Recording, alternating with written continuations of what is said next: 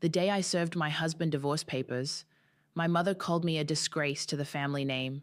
She spat the words through the phone like venom, each syllable burning holes in what remained of my heart. That was the moment I realized blood ties can strangle you just as effectively as any rope. My name is Serenity, and this isn't a story about forgiveness. This is a story about justice served cold with a side of carefully calculated karma. "You're making a terrible mistake," Mom hissed. "Maximus has been nothing but generous to this family. He gave you everything." I stood in our marble-floored kitchen, his kitchen, really, staring at my reflection in the window. A woman I barely recognized stared back, her left cheek still slightly swollen from last week's discussion about household expenses. "He gave me bruises, Mom. He gave me anxiety attacks and empty bank accounts." "Don't you dare!" He explained about your episodes, your paranoia. "We all know you've been unstable lately." I laughed then, a hollow sound that echoed off the expensive walls. Did he explain why I found lipstick on his collar, or why our joint account is suddenly empty? "You ungrateful little—" She stopped herself, but I could hear her breathing heavily. "Your father wants to speak with you." Dad's voice came through next, calm and maddeningly reasonable. "Serenity, honey, you're choosing the hard way here. Think about what you're throwing away. Think about the family." "I am thinking about family," I whispered. "Why aren't you?" The doorbell rang. My hands shook as I opened it, finding Ellie on the doorstep. My older sister's face was set in stone, her designer handbag clutched like a shield. "You need to stop this nonsense right now," she announced, pushing past me into the foyer. "Do you have any idea what you're doing to Mom? To all of us?" "Hello to you too, sis." I closed the door softly. "Did Maximus call you?" "He didn't have to. Sarah saw you at the courthouse." Ellie's heel tapped an angry rhythm on the imported tile. "Filing divorce papers? Are you insane?" "Probably," I smiled thinly. "But not for the reasons you think. He told us everything." She stepped closer, jabbing a manicured finger at my chest. "About the money you've been hiding, the men you've been seeing, your little mental breakdowns." My phone buzzed. A text from Bailey. "Mom's crying. Fix this." "Of course he did," I said quietly. "And you all believed him. Just like that." "Because it makes sense."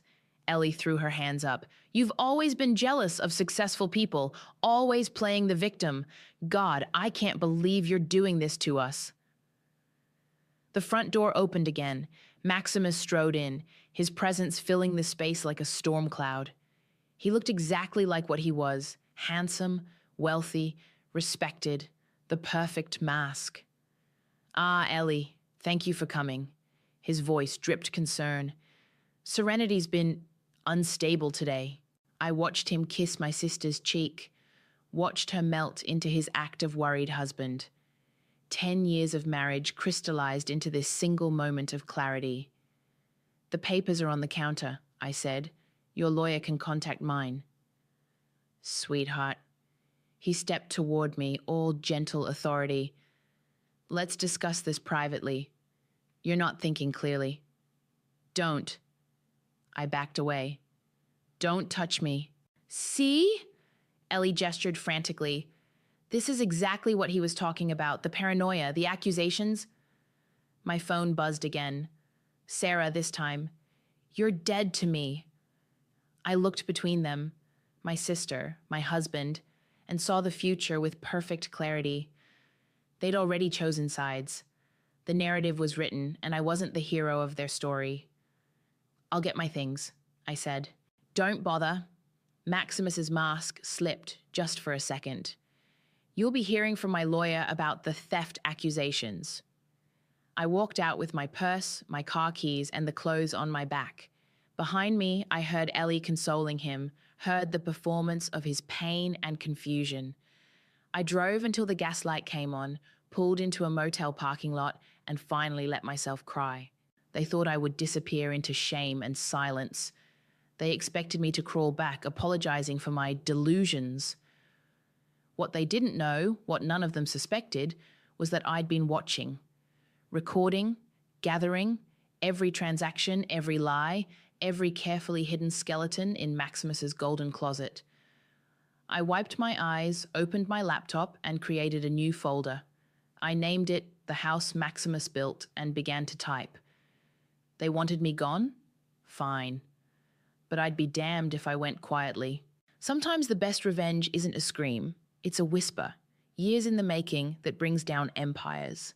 10 years can change everything or nothing at all.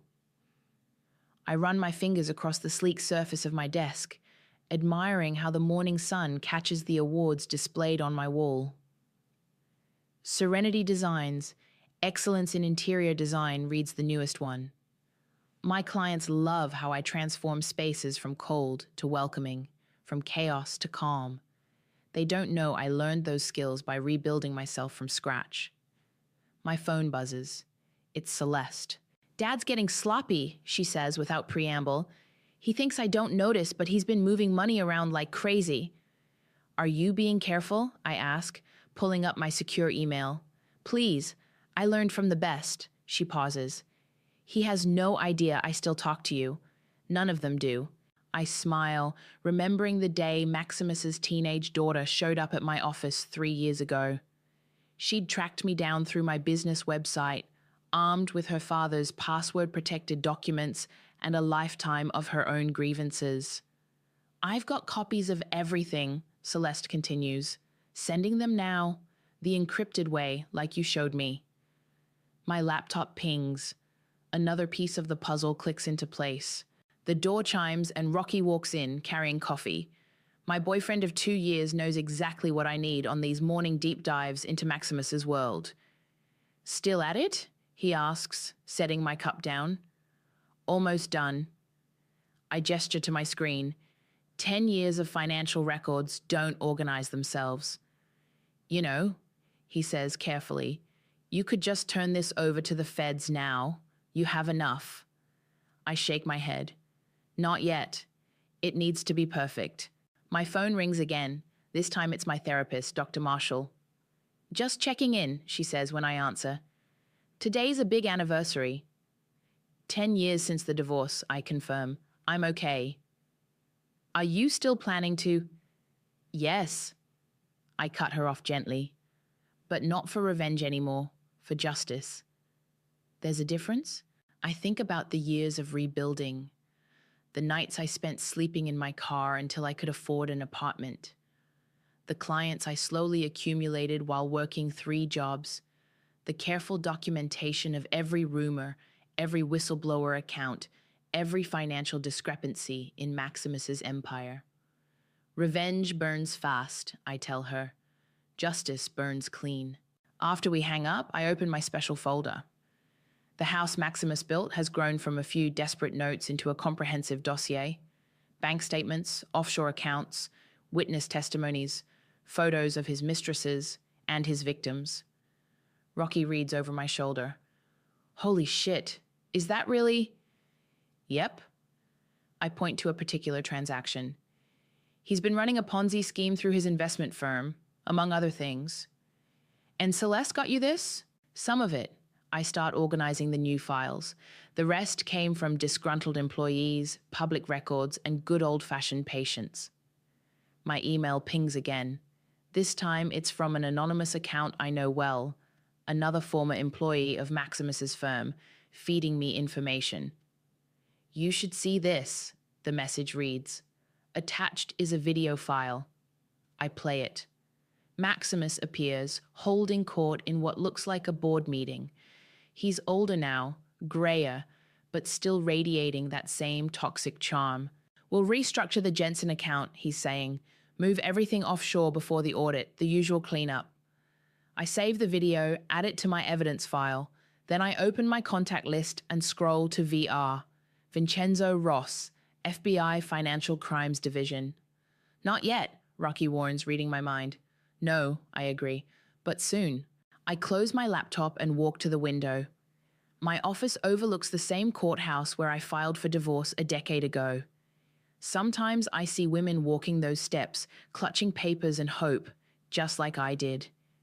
My phone buzzes with a text from Celeste. Dad's hosting a family dinner tonight. Your family will be there too, all of them. I can picture it perfectly. My parents, still proud to be associated with their successful son-in-law. Ellie and Sarah basking in his generosity.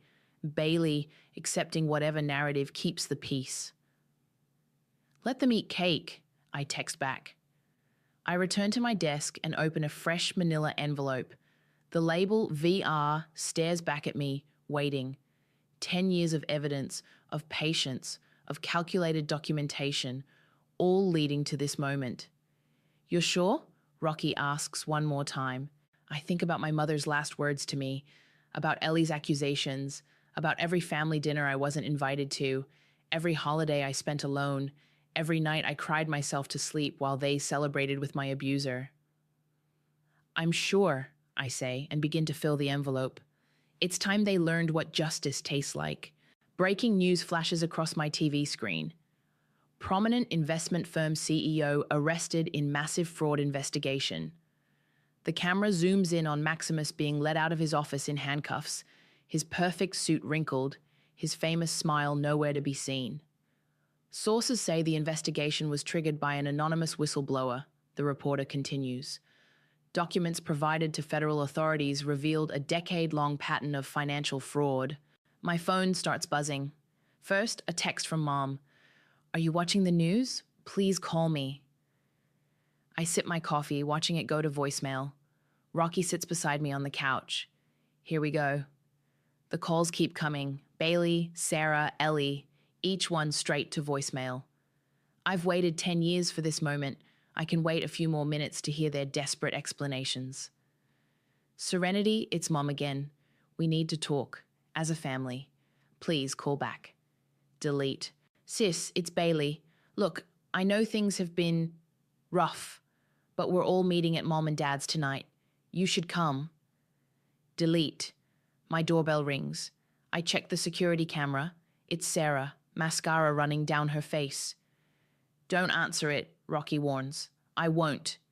I turn up the TV volume instead. Investigators estimate losses could exceed $50 million. Multiple high-profile clients have already come forward. Sarah's voice carries through the door. Serenity, I know you're in there. Please, we need to talk. My phone buzzes again. This time it's Ellie, her text dripping with familiar condescension. This is your chance to stop being bitter. Help us. I laugh out loud. Help them? Now they want my help? Rocky squeezes my hand. You okay? Never better. I forward Ellie's text to my evidence folder. Watch this. I dial my voicemail and put it on speaker. Serenity, honey, it's Dad.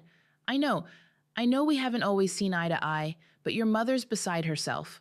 Whatever happened in the past, we're still family. Call us. Sarah's still pounding on my door. Please, my savings, everything's frozen. We need to figure this out. I walk to the door but don't open it. Figure what out, Sarah? Oh, thank God. She sniffles loudly. Please let me in. I need to explain. Explain what? How you called me a liar, a gold digger? How you told me I was dead to you? That was 10 years ago. People change. Yes, I say quietly.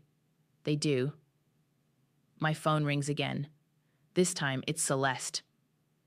They're panicking, she says when I answer. Dad's lawyers are saying everyone's assets might be seized.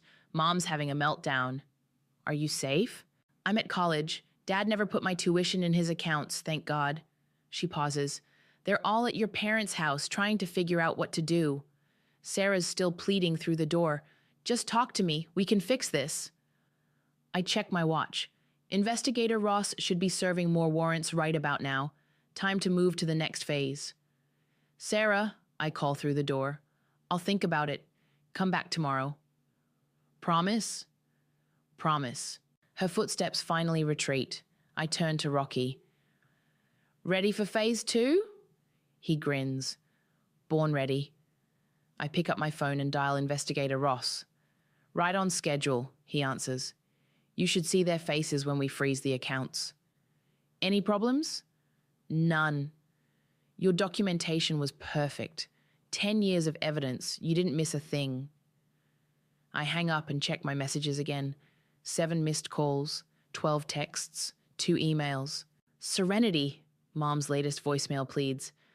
Whatever issues we've had, family helps family. That's what we do. I delete it and turn to Rocky. Family helps family? Where was that attitude 10 years ago? Want to show them the recordings from back then? Not yet. I smile, remembering every cruel word they'd thrown at me. Let them sweat first. My phone buzzes one more time. A text from Ellie. Mom's having chest pains. Hope you're happy with yourself. I forward that one to my evidence folder too. Every manipulation, every guilt trip, every desperate attempt to pull me back into their drama, it's all going in the file. You know they'll figure it out eventually, Rocky says, that you were the whistleblower. I'm counting on it. I turn off my phone and walk to my office. The manila envelope labeled VR sits empty on my desk, its contents now spreading through federal investigations like wildfire. Let them piece it together, I tell Rocky. Let them realize that while they were playing happy family with my abuser, I was documenting every lie, every scheme, every crime. The news keeps playing in the background. More arrests expected as investigation widens. I smile. The house Maximus built is falling down, and I made sure my family was inside when it collapsed. Morning sunlight streams through my kitchen window as I pour my coffee and open my laptop. Time to review yesterday's messages. I hit play on the first voicemail, recording it with screen capture software. Evidence is everything. Serenity? Mom's voice trembles. The FBI was just here. They're saying terrible things about Maximus, about the money. Please call me back. Next message. Hey sis, it's Bailey. Remember that loan I gave Maximus last year? My account's frozen. I know we haven't talked, but... Delete. My doorbell rings. Sarah again, but this time she's not alone. Ellie stands beside her, both of them looking like they haven't slept. 2 minutes, I say through the door. That's all we need. Ellie's voice has lost its usual edge. I let them in, noting how they flinch at my direct gaze. They sit on my couch like strangers, clutching their designer bags.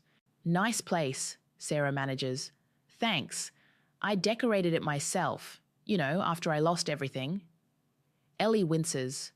Serenity, please, we're not here to fight. No? I sit across from them. Why are you here? We need your help, Sarah blurts out. You're the only one who really knew how Maximus handled money. The FBI is asking questions. And you thought I'd help you answer them? I laugh softly. Interesting. Don't be like this, Ellie snaps, then catches herself. Sorry, we're scared. Scared? I pull out my phone, scroll through old photos. Like I was scared when Maximus threw me down the stairs, when he emptied our accounts, when he turned my whole family against me.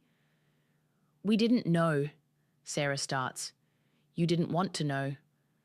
I show them the photo, my bruised face from 10 years ago. I tried to tell you, all of you. Remember what you said, Ellie? She looks away. I was wrong. Say it. What did you say? I said you were making it up for attention. Tears spill down her cheeks. That you were jealous of his success. My phone buzzes. A text from Celeste. Dad's lawyers are pleading for a deal. He's naming names. The FBI agent, Sarah says suddenly. He mentioned a whistleblower. Someone who'd been collecting evidence for years. I meet her gaze steadily. Did he? Understanding dawns in her eyes. Oh God, it was you? Does it matter?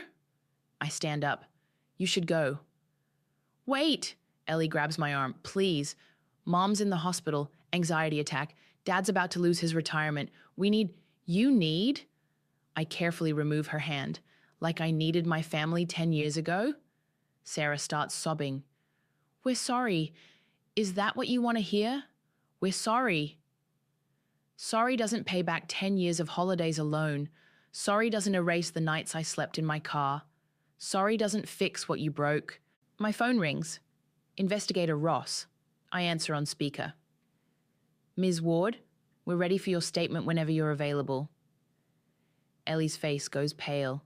Sarah stops crying. I'll be there this afternoon, I tell him. After I hang up, silence fills the room. My sisters stare at me like they're seeing a stranger. You're going to testify against him? Ellie whispers. No, I smile. I already did, months ago. Today's just the formal statement. Sarah stands shakily. All this time? You were building a case? I was delivering justice, the kind you all denied me. Mom will never forgive you, Ellie says, but her voice lacks conviction. Mom never forgave me for telling the truth the first time. At least this time I have proof. They leave quietly, defeated. Through my window, I watch them climb into Ellie's Mercedes, probably one of the last times they'll enjoy such luxury. My phone buzzes again, a text from Rocky. How'd it go? Exactly as expected, I reply. They wanted help hiding their involvement. And? I think about Sarah's tears, Ellie's desperation. For a moment, I feel a flicker of the sister I used to be, the one who would have done anything to help family. But that sister died the night they chose Maximus over me. And nothing, I text back. Some things can't be fixed with sorry. I open my laptop and pull up the file I've been building, not just Maximus's crimes, but every text, every voicemail, every cruel word my family threw at me, every bit of evidence showing how they enabled him, defended him, chose him. Tomorrow, I'll give my statement. I'll look Maximus in the eye and tell the truth, all of it. And my family will finally understand that karma doesn't care about blood ties. They taught me that lesson, after all. I'm just returning the favor. The federal building's lobby feels colder than I remember. Investigator Ross meets me at security, his face professionally neutral, but his eyes kind. Ready? He asks, leading me to a conference room. I've been ready for 10 years.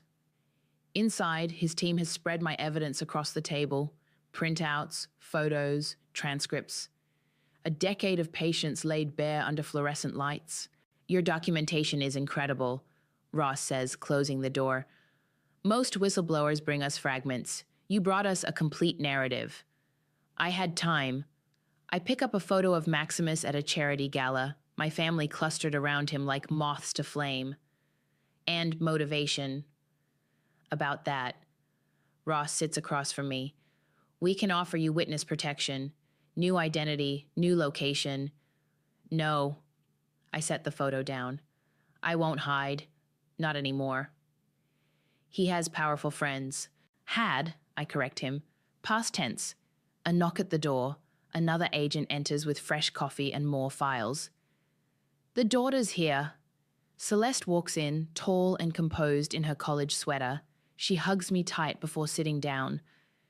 Dad's lawyers called again, she tells Ross. They're pushing for a deal. Let them push. Ross opens a folder. We have enough to put him away for decades. My phone buzzes. A text from Rocky. Your mum's outside the building. Ignore her, Celeste says, reading over my shoulder. She tried calling me too.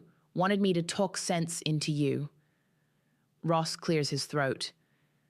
Let's focus on your statement. Start from the beginning. I tell them everything. The abuse, the gaslighting, the financial manipulation. How Maximus built his empire on lies and fraud, using my family's reputation to lure in victims. And this account? Ross points to a spreadsheet. The one he used to hide money from his investors? That was his insurance policy, Celeste explains. He bragged about it at dinner once, thought I wasn't paying attention. Another knock. An agent whispers something to Ross, who nods. Your mother's demanding to see you, he tells me. Security's holding her in the lobby. Let her wait. I continue my statement, describing how Maximus laundered money through fake charities my parents proudly supported. Hours pass. My throat goes dry from talking. Finally, Ross sits back. This is more than enough, he says. The prosecution will be in touch about testimony schedules. In the lobby, Mom's still waiting. She looks smaller somehow, her designer outfit wrinkled from sitting too long. Serenity! She rushes forward. Please, you have to stop this. Hello, Mother. My voice stays steady. How's your anxiety? How can you be so cold? Your father's firm is being investigated because of this. Our reputation... Your reputation? I step closer. You mean the reputation you protected by calling me a liar? By choosing him over your own daughter? I didn't know. She grabs my arm. None of us knew what he was really doing. But you knew what he did to me. I gently remove her hand. And you chose not to believe it. Celeste appears beside me. Mom startles. She hadn't known about our connection. You too? Mom whispers. Me too. Celeste's voice is ice. I watched him destroy Serenity. Then I watched him try to destroy others. Not anymore. The family will never recover from this, Mom says. Good. I check my watch. The family needs to learn actions have consequences. Your father made his choice. I turn to leave, just like you did. Outside, the courthouse steps are crowded with reporters. They don't recognize me yet. That'll change soon enough. Celeste squeezes my hand before heading to her car. See you at the trial, she says. My phone buzzes. A text from Ellie. Mom's crying again. I hope you're satisfied. I am satisfied, but not in the way they think. This isn't about revenge anymore.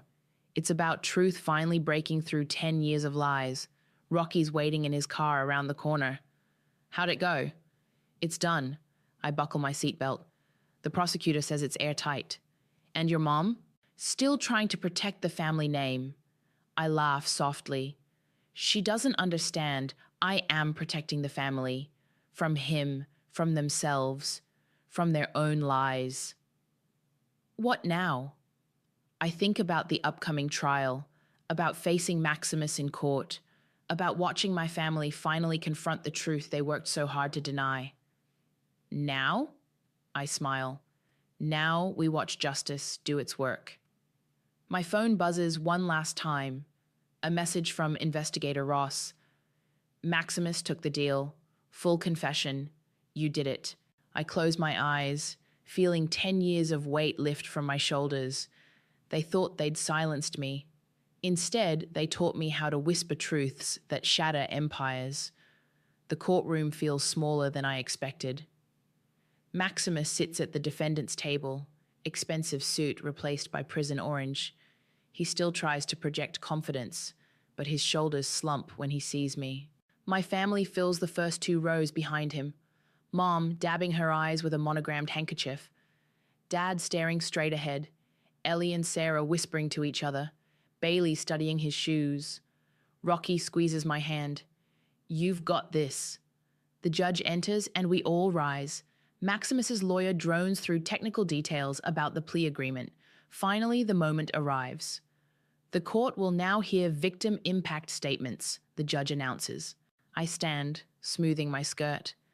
Maximus turns slightly, attempting his old charming smile. It falters when I meet his gaze. 10 years ago, I begin. I stood in this same courthouse filing for divorce. I had bruises hidden under my clothes and empty bank accounts in my name. Mom makes a small wounded sound. The man sitting there convinced everyone I was crazy, unstable, a gold digger. I keep my voice steady. He was very convincing. He had to be. His entire life was built on convincing people to trust him with their money, their futures, their truth. Maximus shifts uncomfortably, but here's what he didn't know about me. I pull out a small recorder, the same one I used to document his threats years ago. I learned from him.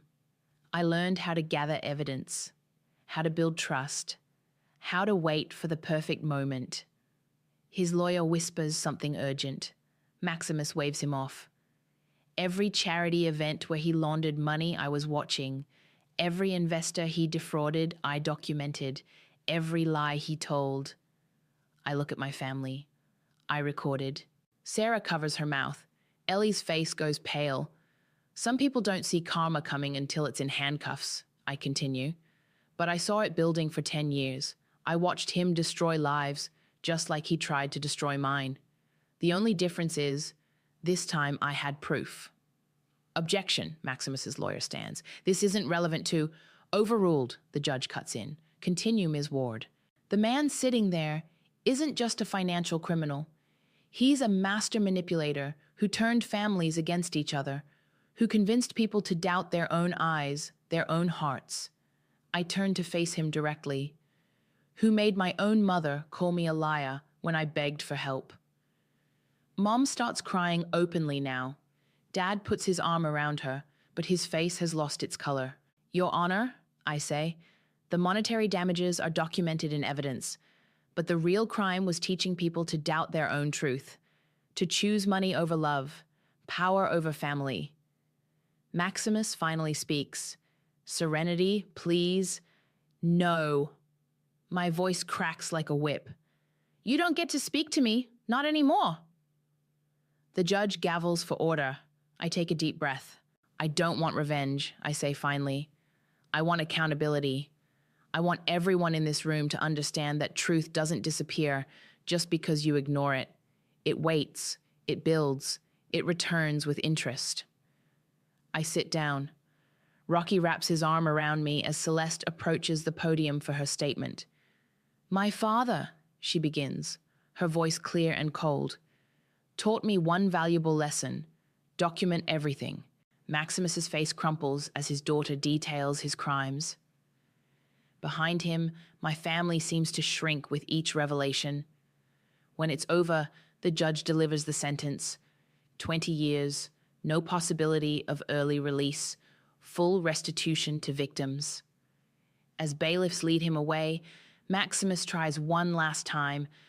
I did it for all of us, for the family. No, I say, loud enough for everyone to hear. You did it for yourself, and now we're all paying your bill. Outside the courtroom, Mom approaches me hesitantly.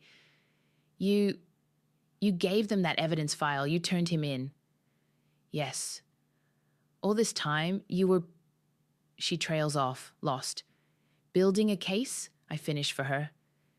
Getting justice? Or maybe just proving I wasn't crazy after all.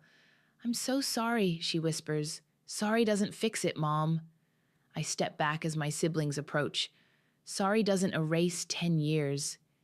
Then what will? Sarah asks. Nothing. I take Rocky's hand. Some things break too completely to repair. We're still family, Dad says quietly.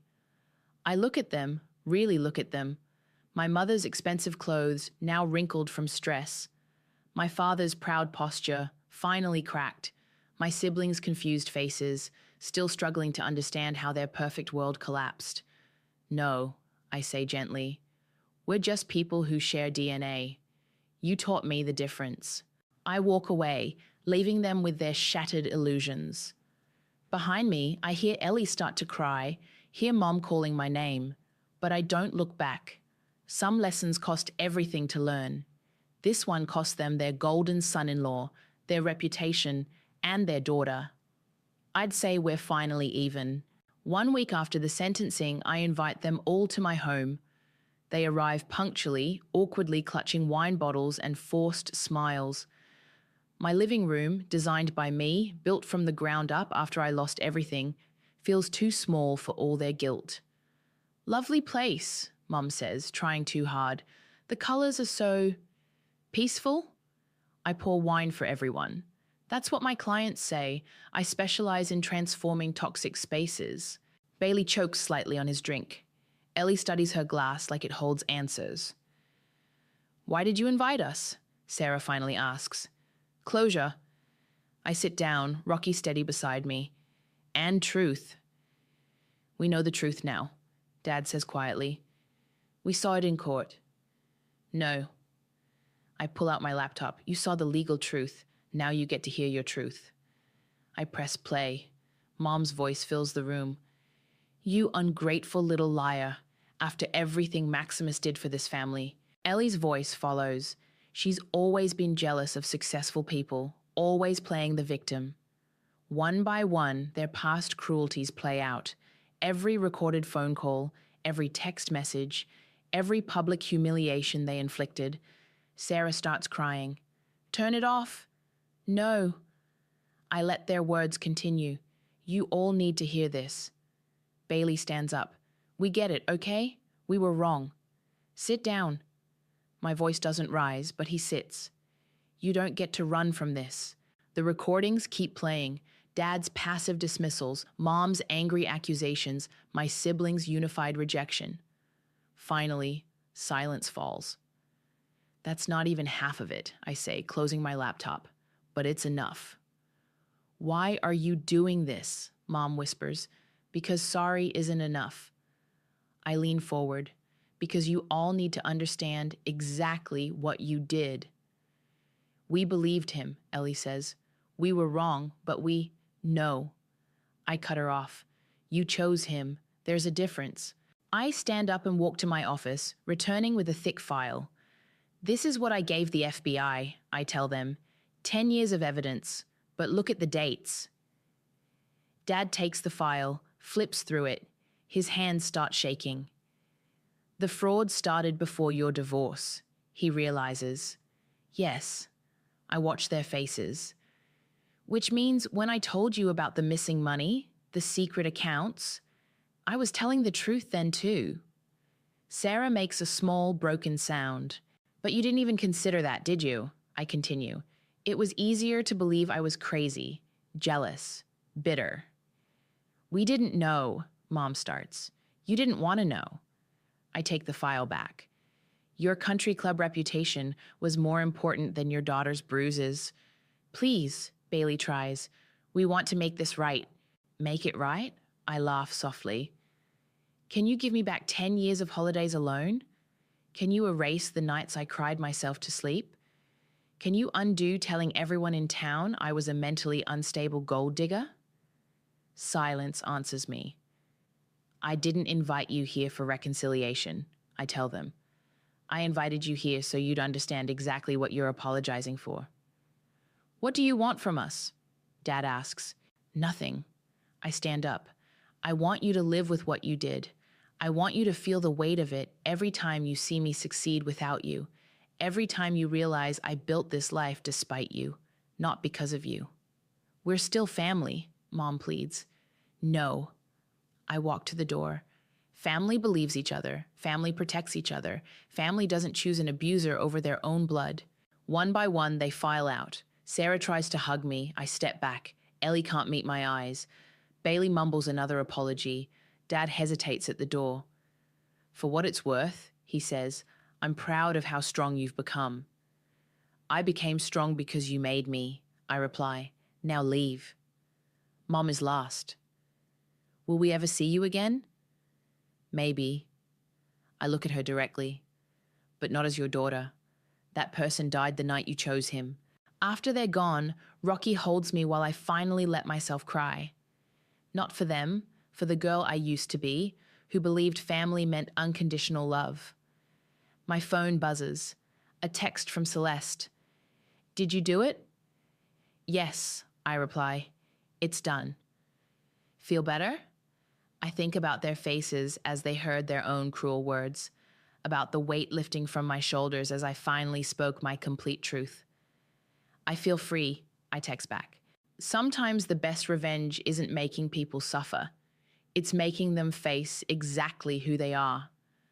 And sometimes the strongest thing you can do isn't forgive, but accept that some relationships deserve to end. I curl into Rocky's arms, listening to the quiet of my peaceful home. Tomorrow, I'll transform another client's space from chaos to calm. But tonight, I finally transformed my past from an open wound into a closed chapter. The morning sun warms my garden as I tend to my roses. Each bloom represents a small victory, life springing from soil I thought was dead. Rocky brings out coffee, settling into the chair beside me. "Mail came," he says, handing me an envelope. Inside is a small painting from Celeste, an abstract piece in deep blues and golds. The card reads, Thank you for teaching me strength has many forms. Love, C. My phone buzzes. A news alert. Investment firm scandal. Additional arrests made. I smile, knowing more of Maximus's corrupt associates are facing justice. You never told me, Rocky says, reading over my shoulder. Was it worth it? All those years of waiting?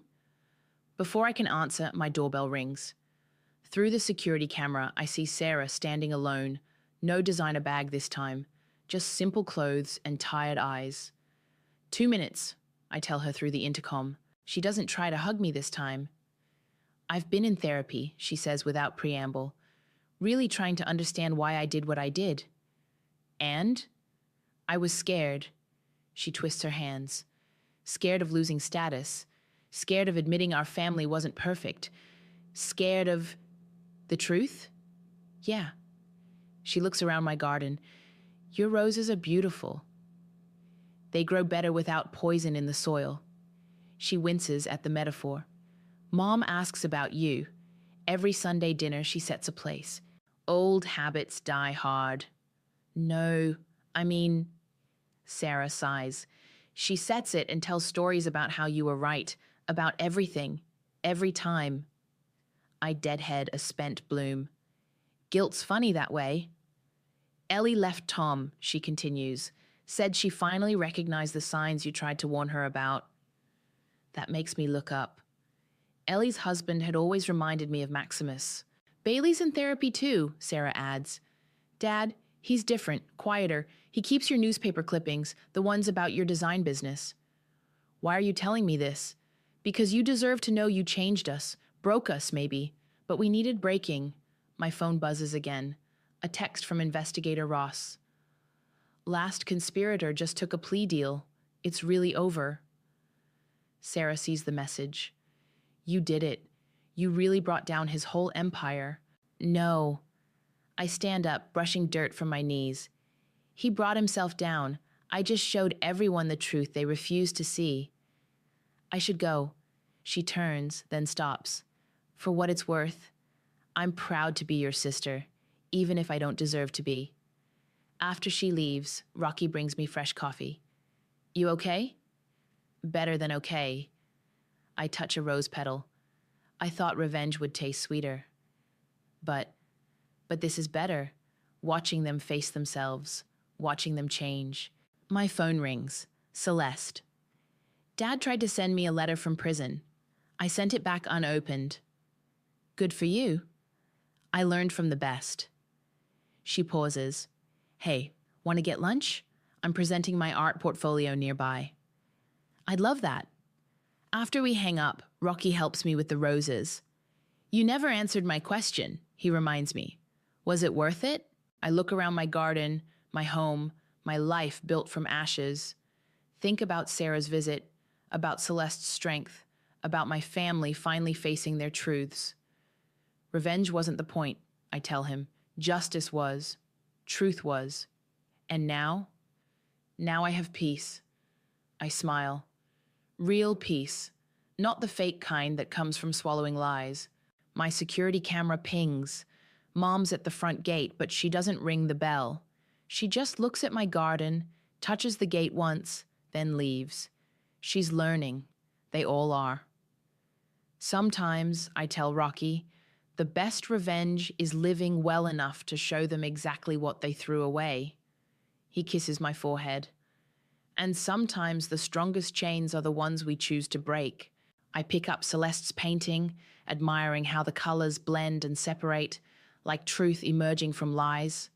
My phone shows missed calls from Ellie, Bailey, Dad, all learning to live with consequences, all understanding that some bridges burn for a reason. The morning sun warms my roses, my truth, my peace. I didn't get a happy ending with my family. I got something better. I got freedom.